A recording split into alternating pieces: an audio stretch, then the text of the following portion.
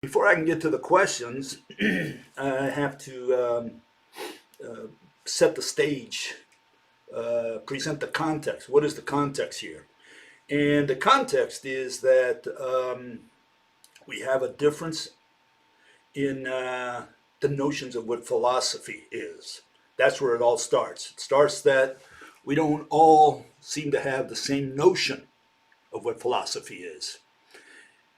And so when I say philosophy and when I talk about Ayn Rand specifically, and I attack her, I dissect her, I have a different notion of what philosophy is. In fact, I'm saying that she was not a philosopher. And neither was anyone from Aristotle all the way to, I don't know, to Noam Chomsky. None of those people are philosophers. Okay? And so you might say, well, Bill, who are you to say what philosophy is, what philosophy ain't? It starts at the beginning. And the beginning is that, first of all, we can't just use a term in a given sense because we've used it like that for the last 2,500 years. If there is no rational definition of the word philosophy, then we cannot use that word. We have to redefine it or define it for the first time, really. That's what it is.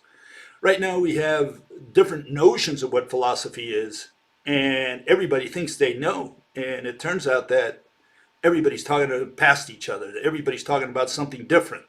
One guy says it's about ontology, and they have this branch known as ontology. Another says, no, it's epistemology.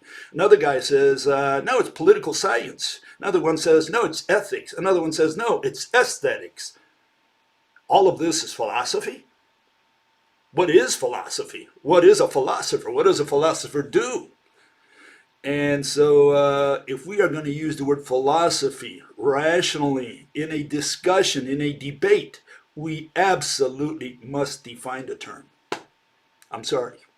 And if this breaks with tradition, and I'm the only person on earth who holds this view, it doesn't matter. It doesn't really matter. If we're going to talk sensibly, we have to define the term. We have to find out what philosophy is before we can talk about philosophy. And not everybody will agree because a lot of religions die with rigorous definitions. And that's why people don't like to change. They say, well, no, I'm not going to change that. This is what I learned in high school. This is what I learned in college. This is my experience with philosophy, and you're going to change all that right now? Well, if we're going to use the word philosophy consistently, rationally, in a debate, yes, I'm going to change all that. I'm going to do my utmost to change all that, okay? And so we should spend 2 years arguing about the word philosophy rather than applying the word in senseless manners and going around in circles and talking past each other because we're not on the same page. Okay, does that make sense? And not only am I defining philosophy, there's been a paradigm shift, and that's what this channel represents. Rational science. What is rational science? Why do we call it rational science rather than just science? Well, we want to distinguish it from what we've been doing for the last 2,000 years, which is known as science. Really, that term came about right after the 17th century so-called scientific revolution. So it used to be called natural philosophy. Now we call it science, okay? But the point is that we say that's not science. What is science? I mean, here we lost our track because all these people are giving us irrational explanations for how the universe works. Space-time bends, time bends. That's gravity. Geometry, as they call it. Time has to do with geometry. Particle can be at two places at once, quantum mechanics. And I'm going to the extreme cases here, but just to make my point. The point is, we only have irrational explanations, and we have people like Richard Feynman and Leo Susskind, professor at Stanford, and they say, look, we don't understand these theories. We don't understand our own theories. We can't make sense of them. And so then we got a problem. because these people say, oh, we've proven the theory. We've proven quantum mechanics. We've proven general relativity. You know, they've proven all this, but they tell you then that they don't understand their own theories. So we got a little bit of problem. We got a little contradiction there. Okay? We either understand and can explain, or we don't understand and we just admit it and say, look, we're ignorant. I mean, that's, I think, the way it should be, right? Anyways, I had to define not only what philosophy is, but also what physics is and what science is. So all these three terms have new meaning in this channel. Does this mean that you have to agree to these definitions? In science, we don't agree to definitions. In science, we get inside the ring and fight for our definitions and defend them with shield and sword, if they allow you in the ring with that, okay? We're in the Colosseum here, you know, and it's you with your shield and, you know, me with my sword and so on. You got to fight for your definitions. And you can't just say, well, this is what everybody else thinks. I don't care what everybody else thinks. Here we are on an island. It's you and me, buddy. So, you know, there's no crowd out there, you know, booing or cheering. Okay, you got to defend your own definition. That's the way we do it in science. And if you can show my definitions are inconsistent, then I can't use them consistently, rationally, scientifically, then you have a point.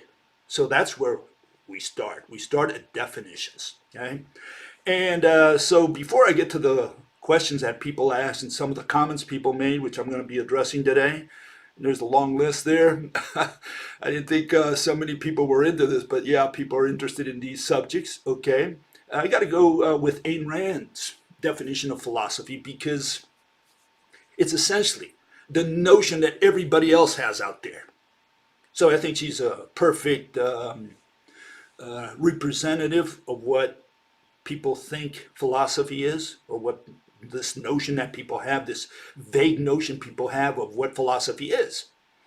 And what I'm saying is, again, if it's easy to show that Ayn Rand's notion, and I don't pick on, I'm picking on Ayn Rand, yes, but essentially I'm really, she is in particular, but in general I'm picking on philosophy, on what the notion of philosophy. You know, I go into the Stanford Encyclopedia of Philosophy, and it's all garbage, all nonsense. Not a single word survives. You will not be able to go in there and pull out a definition.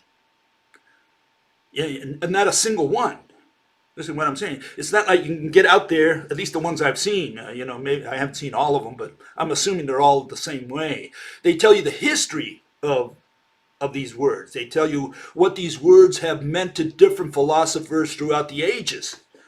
They don't tell you, look, this is the definition of exist, period. No. And this is the definition of knowledge. No, you won't find that. You'll find a long article and what the philosophers have said about knowledge or exist or what an object is throughout history. That's what you'll find. So you end up, you know, saying, well, you know, what is an object? What does exist mean? What is knowledge?